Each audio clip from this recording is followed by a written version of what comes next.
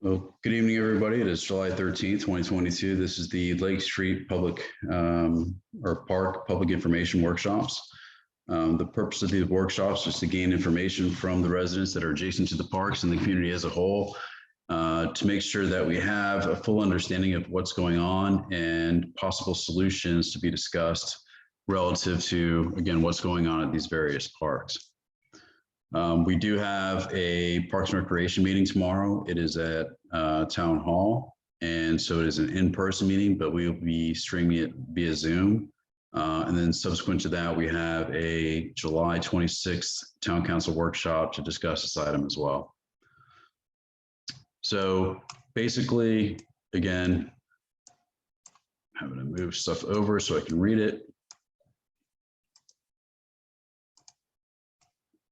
But over the years, Lake Street and Lake Down parks have become increasingly popular with both town and non-town residents. With the increase in popularity comes the increase in unruly behavior. Neighbors and police have witnessed an increase in drinking, drug use, noise, and other complaints. Neighbors now fear retribution should they contact the police. And we're continuing dialogue, which is the purpose of this meeting, with the adjacent neighbors and the community in order to identify these issues and discuss possible solutions. So what we're looking at, sorry. So the actual area that we're looking at would be, again, from 5th Avenue all the way down to Lake Street. That is a old right-of-way that was platted back in 1927. And probably 10 years ago, there was a legal fight for the adjacent property owners to that right of way, and they were claiming that the right of way should be a part of their property. The town subsequently won that lawsuit, and there was a settlement agreement in place that stated that they are allowed to place boat docks along the shoreline, and the town can still utilize that Lake Street not vacated right away, but the right of way for various recreational purposes. So you can see both from the platted Orange County property appraisers website as well as the aerial. So a lot of the issues that are coming along, with the Windermere, lakes, again, they're becoming more popular with teenagers and young adults. And so this is a video that's been shown to us from a local resident.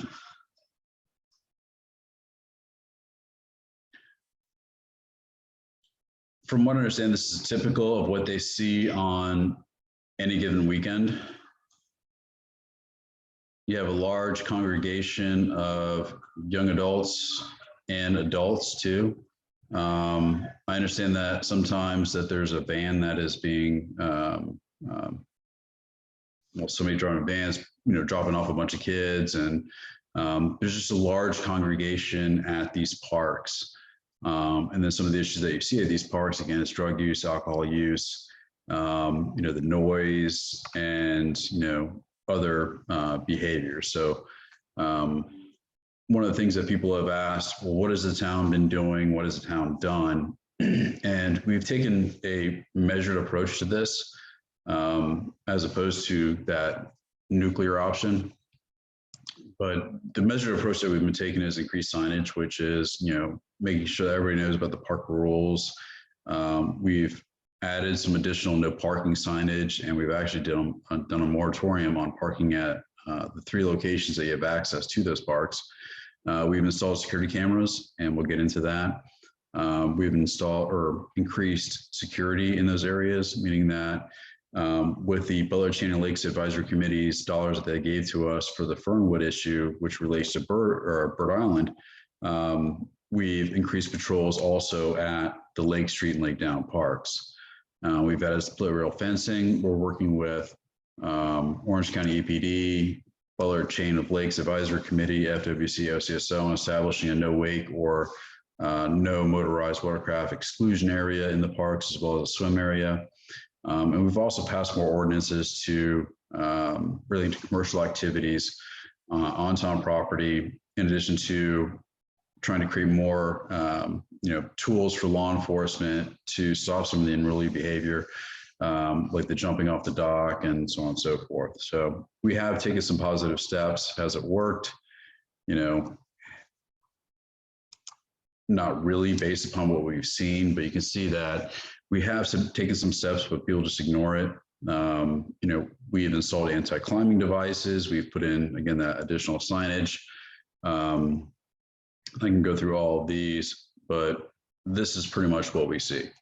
The teenagers that are out there are very determined to not follow the rules that are out there. Even though we are trying to do our best to make sure that they're aware of the dangers, aware of the rules, and aware or adding in additional safety devices to make sure people aren't continuously doing this. And one of the things that I did say is that we did include or add security cameras. So this year we made a significant investment in adding additional security in the parks. The cameras were installed at Fernwood, Windermere Recreation Center, Lake Street, and Lake Down parks. The cameras include phone applications, which can be used by law enforcement to monitor and respond if needed.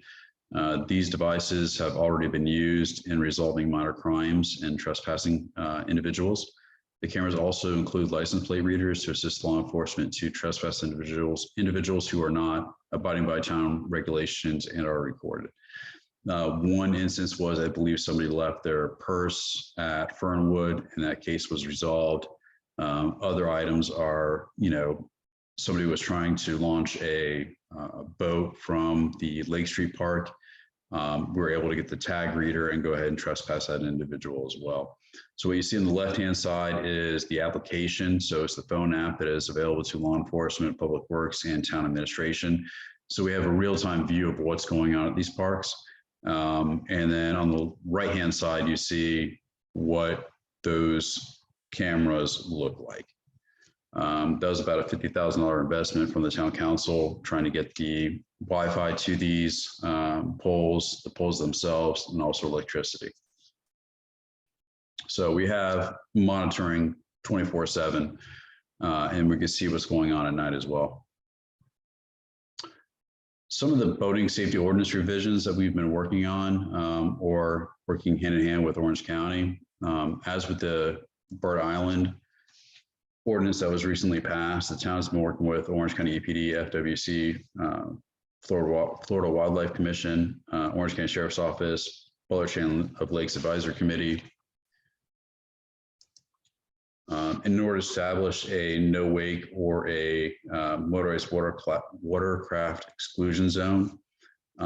This process will take some time. The bird ordinance was pretty much, the Bird Island ordinance was like the first pilot project that was passed. At first they tried, once we looked at Bird Island and the issues that were related to that, and they're looking at amending their boater safety ordinance, they were looking at adding in new statutory regulations that are required. And then not only for this area, but they're looking at other areas within Orange County and their jurisdictions to throw those in all at one time. But they decided to go ahead and do a case-by-case issue. So that's why Bird Island was taken out and the first one, and luckily that was passed. But with this one, again, it's going to take some time because there's always that case-by-case issue. But we do have a repository when people are calling, sending emails, have videos, pictures, we're putting that into our F drive. So when we are working with Orange County EPD, FWC, and OCSO, we're able to provide them with the documentation of all this misbehavior that's happening out there. Is it say that this will cure everything? No, it's not going to. It gives additional tools to law enforcement. But with this location again, and the jurisdiction that FWC and OCSO has, it's very hard to enforce some of these areas. But again, it just gives additional tools to law enforcement to help alleviate the situations. So enforcement, again, we've passed more strict ordinances relating to commercial activities on town property, as well as adding citation processes for civil infractions. We do know and we understand that people are utilizing the not only Fernwood dock, but also the dock that's over on 4th for jet ski pickups and drop-offs and stuff like that. So again, this is an additional tool for the Windermere PD to, do citations, so on and so forth. And then also for the jumping up the docks, it just gives additional tools. Another tool that is available to us now, since the legislative session is over, is that we can ban vaping and smoking at the parks. Right now, I know some of the adjacent property owners are having a lot of issue with vaping and marijuana use at the parks. So this is just another tool for law enforcement to utilize if they see something that's going on out there, and just have that contact with those individuals. And again, we have increased patrols, as much as we can and as much as staff allows. So, a lot of people have been talking about not privatizing the parks, but making them resident only. But if we were going to make those resident onlys, we would have to pay back the FERDAP funds that were received in 2007, 2008. Now, the original grant was for about $112,500. And if you are to pay back a grant, you have to utilize a CPI for the term that you are looking at on repaying. So if we were to possibly repay that grant, we're looking at about $130,000 to $140,000 of repayment. Now, we're not asking Parks and Recreation to utilize their funds for that, because their funds are used for additional park amenities. This would come out of the town reserves to pay for it. And I know that was a question that came up at the last meeting. Now, if you repay those funds and you make this a resident only area, that doesn't necessarily mean you are banned from applying for future FERDAP grants for other parks. So if we were to look at more amenities at Central Park or Palmer Park, we would not be excluded from that just because we asked for this to become a resident only park. So some of the things that came up during the last meetings, and some of the emails that we received, had to deal with, again, the repayment of the FERDAP funds, the fencing and gating, how much would that cost and what would the logistics be, restrict parking at the entrance points. At the last meeting, it was discussed to have just golf cart parking only, and then to push the parking for these areas over to Central Park.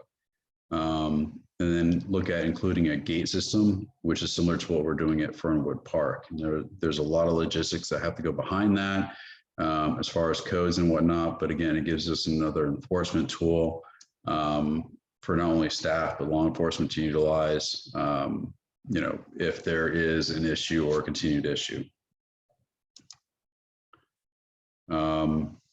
As we discussed before, again, creating swim areas, watercraft exclusion zones, and this would not exclude the people that currently have boat docks or the people that have the right to construct boat docks. We're not going to establish anything that would hinder or prohibit them from continuing their enjoyment of their own boat docks. We would just establish swim areas at the main areas where we see a lot of the issues, to make sure that the jet skis and or boats are not moving closer to those. Some people have suggested removing the structures themselves and the roof of one of the structures. But at the last meeting, that was not one of the items that was discussed or recommended. People have talked about amending the times and amending the amount of people that could be at the parks. But again, from the last meeting, it was mostly just making it a resident only park. So as with the cut through traffic, which we are very familiar with, we're having to deal with something that has been created by an outside area, that we're dealing with. So how much pain do you want to inflict upon yourself for something that you are not creating?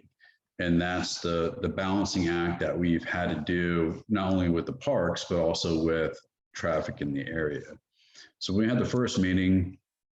these are pretty much the points that came out of that meeting and things that Tanya and I are working on.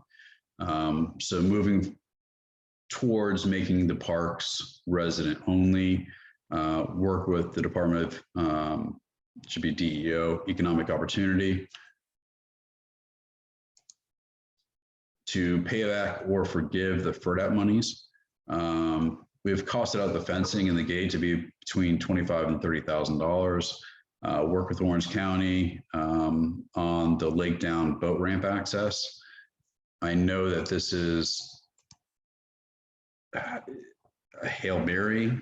I don't think that Orange County is going to relinquish control of that boat ramp. But if they do, then we have more,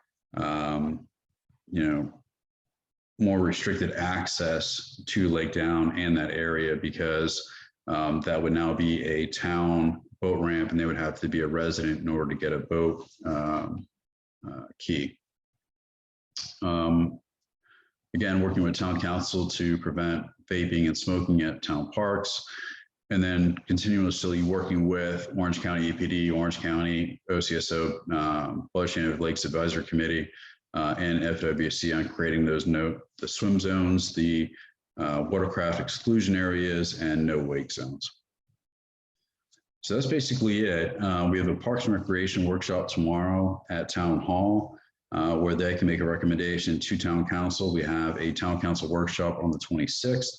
And then we have a Town Council meeting in August if there is a recommendation or consent from Town Council at that meeting to move forward with any and all of the recommendations that have been made by the residents. So at this time, you can raise your hand as far as your little icon hand, or you can type your questions in the chat box. We're here to answer any and all of your questions. I know that Sergeant Bonk provided us with the amount of interactions we've had at the parks in the last year. And I believe it was what, 113 or 130, Chief? It's close to 130. I have the list in front of me. About 130 interactions. The last one came this past weekend where somebody had MDMA at one of the parks, and we had an arrest out of that. MDMA is ecstasy, Chief? Yes. Okay. So there is drug use at the parks. So I'll open it up for people if they want to raise their hand for the icon, or if they want to go ahead and just list their name in the chat box. We're more happy to answer any of your questions.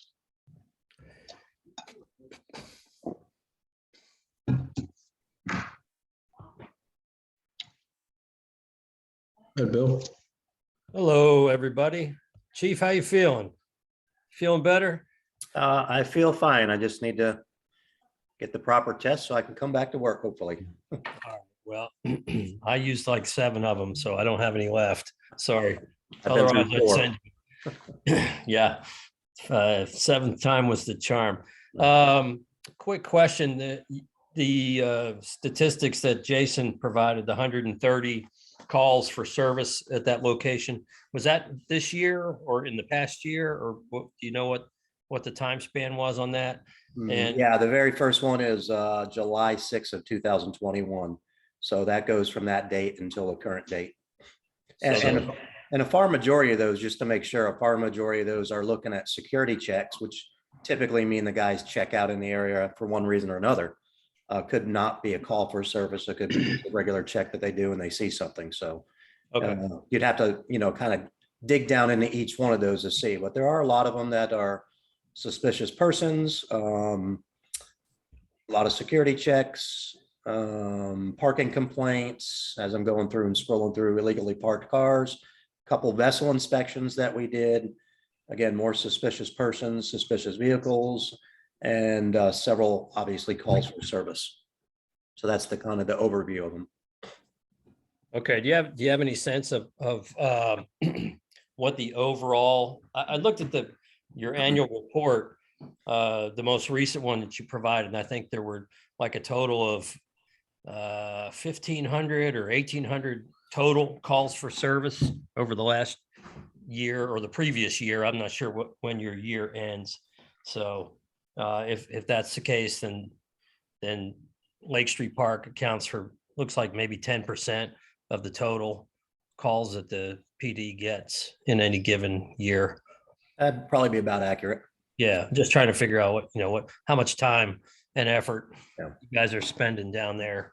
And I know it's a lot. I know you're down there all the time for one reason or another. So, and we appreciate it. You guys do a great job. And, I know there's the community service mantra or, a technique that the officers, they want to stay in touch with these folks and make sure that they're aware that they're up the street all the time. And that seems to help in some cases. But from what I understand and from what I've personally seen, as soon as our guys leave, they're back on the roof, or they're drinking out of their backpacks or whatever. So it's much like when I was a kid. I was well behaved when somebody was watching, They are mostly kids, so they are doing kid stuff. I know. That's part of the problem, I know. Yeah. Well, they got to go somewhere. Unfortunately, this is such a small, facility in a residential area, but it is, it's literally turned into a theme park for, everybody's teenagers to come and hang out. And it's just overwhelming for the residents. So, as we know, but I'm preaching to the choir. Thank you, Bill. Yep. And as before, we have some residents that are on right now. So if you would like to, ask any questions or reiterate what was said at the last meeting, please feel free to raise your hand and or put it in the chat box. But the meeting tomorrow is at 5 p.m. at Town Hall. It is not a Zoom meeting. It is a actual in-person meeting where they will discuss the possibility of recommendations to Town Council at their 26th workshop. David? How's everybody? I live on 510 Lake Street, so I have a pretty good view of the dock kind of when we walk outside. So we've seen a lot going on. We just moved the area about 10 months ago. We have a little boy on the way in a couple of weeks, so we are concerned with the noise and just the amount of traffic of people within 100 yards of our house. A thought I had I'm assuming a lot of these people are not from within 2 to 3 miles of the area, and it seems like a lot of them are parking up by the Central Park. Is there maybe an idea that we can incorporate just maybe a few visitor parking spots and maybe having those parking spots be specifically for people that live in the area? Maybe make it like a private parking spot with a few visitors. People are coming to visit, but not have the whole parking lot available to everybody. I think could help with the amount of people just showing up and parking and walking down. I'm just trying to think of ideas to limit the amount of people that could just easily walk to the area. Has that been brought up at all? It has. It also has its logistical issues. Public parking is public parking, but what we can do is add signage that would push people away, like we did at Fernwood, to where the only area that they could park is either at the town admin facilities or the 5th and Forest parking lot. So we can direct them to Central Park for actual parking. Now we have used FERDAP funds at Central Park. So again, that is a public park. And, with all the events that we have and everything that's going on in town, even with the church, it's going to be hard to create some sort of a system to where you have resident only parking or visitor parking or anything like that. Because again, even some of the businesses utilize that parking there for the 500 block. So what we can do is limit the parking at the focal points and then probably branch out a little bit further than that to hopefully, again, keep pushing that barrier out a little bit to curtail some of the issues that are out there. But as far as just having resident only parking, that's just a logistical nightmare, and I believe an enforcement nightmare too. Yeah, Robert, don't we have I know the church uses that quite a bit at different locations. They're pretty packed there with different events through the week. And I thought we had a long-standing kind of MOU with them about do. those kind of spaces, because we have so many events that they graciously let us use their church parking lot or any of those locations all the time. Yeah, and again, with, we try to advocate for the people that are working within the 500 block to park not only at that church parking lot, but to not park on Main Street or within the Dixie Cream Tim's Wine parking lot. And we also utilize those areas for when we have farmers market, food trucks, so on and so forth. So again, it just becomes like a more of an issue, but restricting the actual drop-off points in the parking that's happening, I think at 4th, we can maybe push that back and then have no parking signs on the weekends like we're doing on 7th. And Butler would also help out with some of the issues that you're seeing out there.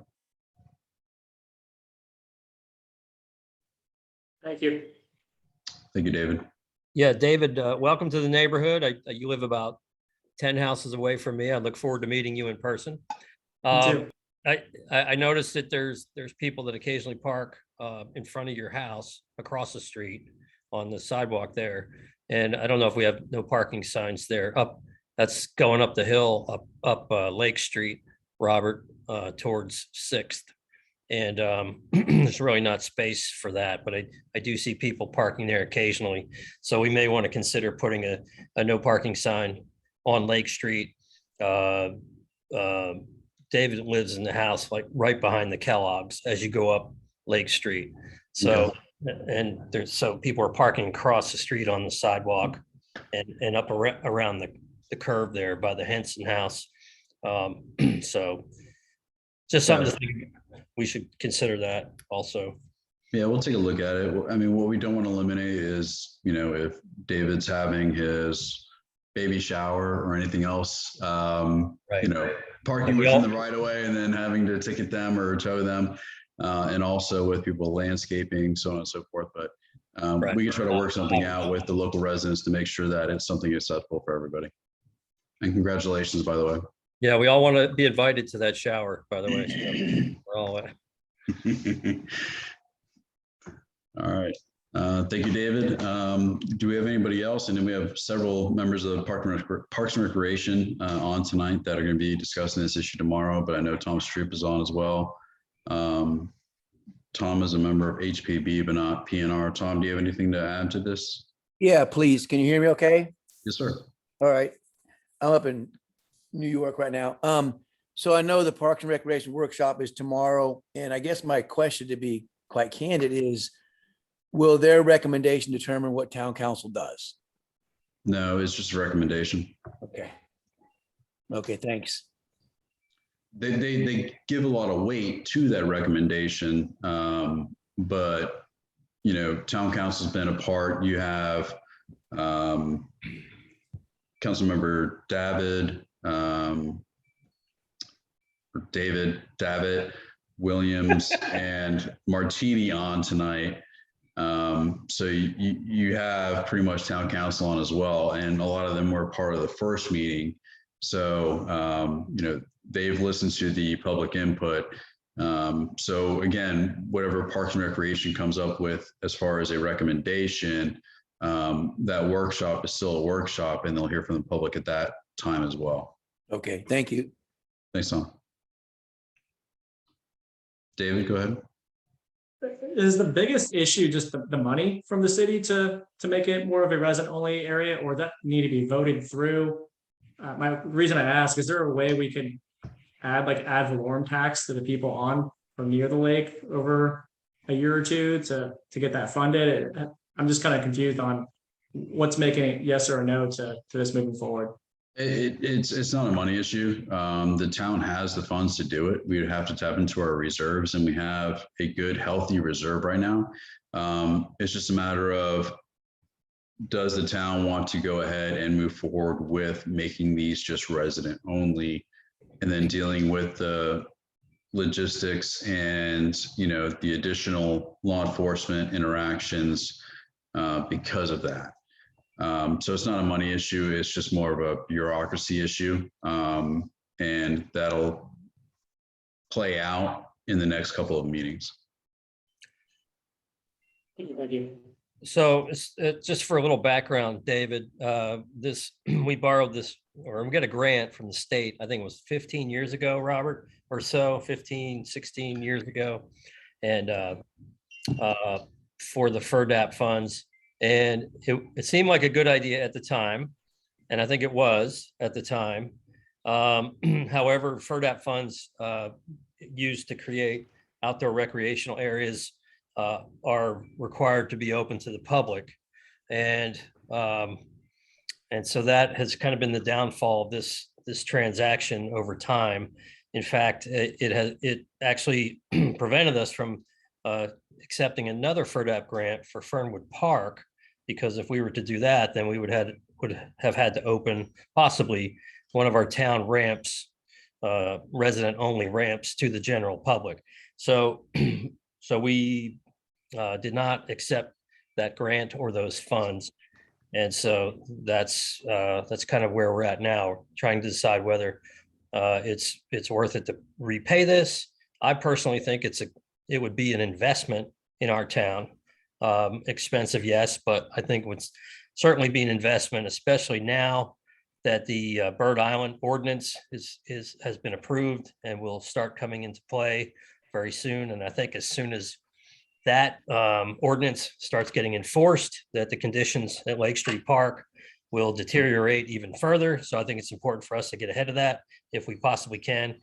And so that's sort of a historical take on what transpired with those facilities. Thanks, Bill. Yeah. Mike, you had your hand up. I saw your comment in the chat box, but go ahead.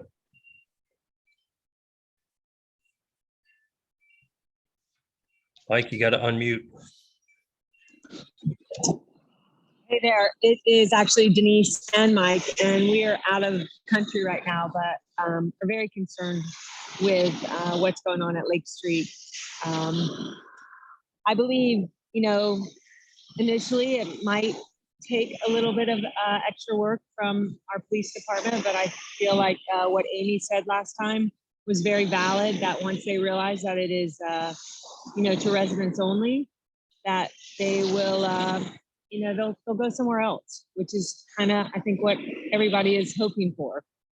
I also believe, Sorry, we lost you. Sounds like you're on a boat. I'm in the Bahamas, so I'm on the beach, but I still want to be part of this. Yes.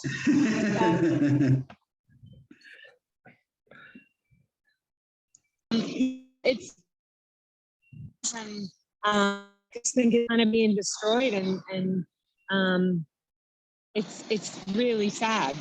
I think the police having to be there all the time now for correcting or for drugs or for alcohol or for noise or just jumping off the roof, things kids too, but it's not only the kids. I mean, there are families and people that come there that are definitely not from Windermere that set up grills for the entire day. They play music so loud I can hear it in my yard 3 doors down from the lake. So I know that the people that live right on the lake, the Kellogg's, my mother, that lives right there, Sandy and Joe and everybody else. I mean, it's like we have a concert, maybe not exactly our kind of music either, playing, full blast, but I just really feel strongly about, trying to buy back the grant. And I know it is expensive and I know we have it in reserves, but I really hope, for Windermere's sake and for all of us as residents there, that we can do that. Well, thank you for your comments. And again, we have your comments in the chat too. So enjoy your time in the Bahamas. And that was the consensus from the last meeting as well. We had several residents speak up about the amount of people, the noise, and what's been going on out there. So thank you for your comments, and we'll make sure that Parks and Recreation are aware of those. All right, awesome, because I'm not going to be there tomorrow. So I hope you guys carry that on. I'd rather be in the Bahamas too. Yeah. No Enjoy your complaints here. time. Thank you so much. You're welcome. All Amy? right. Hey, good afternoon. Hey, Denise, thanks. You're in the Bahamas and I'm up in Sea Island, Georgia. So, yeah, watching a little bit of golf here, but, everybody, all the residents are just stating, obviously what they feel and how they're not comfortable with what's going on. And, I know we're trying to come up with a solution instead of just always talking about the problem. But I think that the people that go down there, they're, like I said before, they're, as soon as they find out it's closed and it's private, they're just going to go someplace else. And they're not going to be disappointed. They're not going to say, oh, I cannot believe, this place is, we can't go here anymore. They're just going to divert and go someplace else. And I've said it before, I actually think that they probably think, I cannot believe that this town allows all this activity here in this beautiful, quaint community. So I think they're probably thinking, why do they allow this? So I just think that we need to close it down and I sit on my dock there at my house, and we just have, it's a parade of people that go down. They have their radios loud, obnoxious. My son had to witness Okay. on the dock. He came over. Yeah, kind of losing you, Amy, but Anyway, so yeah, I just think No. that I'm No, looking we- forward to having it closed down, and I won't be there tomorrow, but I appreciate all the hard work you all do, and thank you. Thank you, Amy. And I think you and George definitely made your points made at the last meeting. So we'll make sure that those are reflected tomorrow at the Parks and Recreation Committee. Do we have any additional comments from any of the public that are on tonight? I don't know if Amy made this point last time, but there was actually an incident at their house at 8:30 or 9 o'clock at night. It was after dark. Somebody that was partying over at the dock on Lake Street came to their house and banged on the door and demanded to get their Wi-Fi password because their phone wasn't working, and they were trying to get in touch with their boyfriend to come and pick them up. And the same week, someone else had pounded on the Tormey's front door, asking to use the bathroom, because obviously there's not one there at the Lake Street Park. And this was brought up at the last meeting. There's so many people there. There are no facilities. Obviously, that waste is going somewhere. And we've had some residents comment about seeing it directly and specifically in the water itself. So, there's a health issue for that. And it's, the behaviors that I've seen personally, I've seen almost every single one that's been described. I've seen people Baker acted there. I've seen people taken away in ambulances, people smoking pot, drinking. I was, personally berated by a group of 10 or 12 individuals at the end of the dock not too long ago when I swung by on my boat to say hi to Amy's husband. And kids were telling me, get the F out of here, old man, take your effing friend with you and just get the F out. And, that was kind of the last straw for me.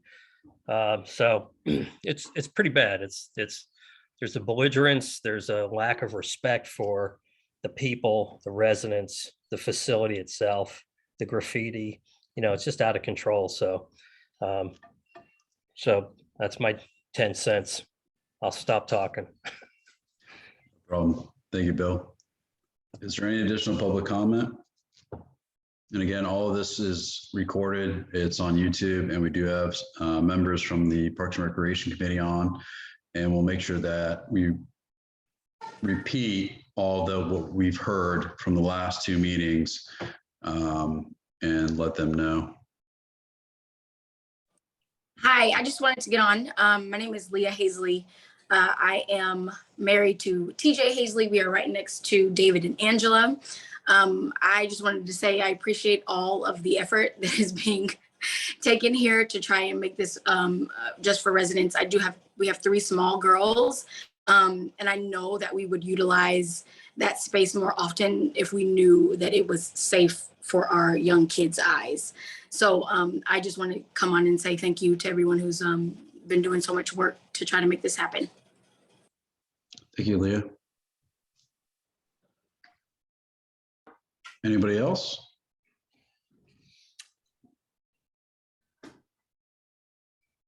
Okay. Well, Tanya and I have already been working on what we discussed in the previous slide, which is, working with the Department of Economic Opportunity for the repayment of the FERDAP grants. We already have the cost for the gate and the keypad system. And we'll take all the comments and recommendations from the public to Parks and Recreation tomorrow night. And then again, we'll have a Zoom workshop on the 26th with Town Council, and no official action will be taken until that August Town Council meeting. So again, if you have neighbors, friends, somebody that are out of town, they can access these videos from our YouTube channel, and or they can reach out to us, personally through my email address and or through Town Council email address, and let them know what their thoughts are on this issue. In addition to that, I would suggest, and Chief, if you can, put in the Town of Windermere PD non-emergency number. So if you see something, say something or call. That's the best way for us to have a log of what's going on at these parks.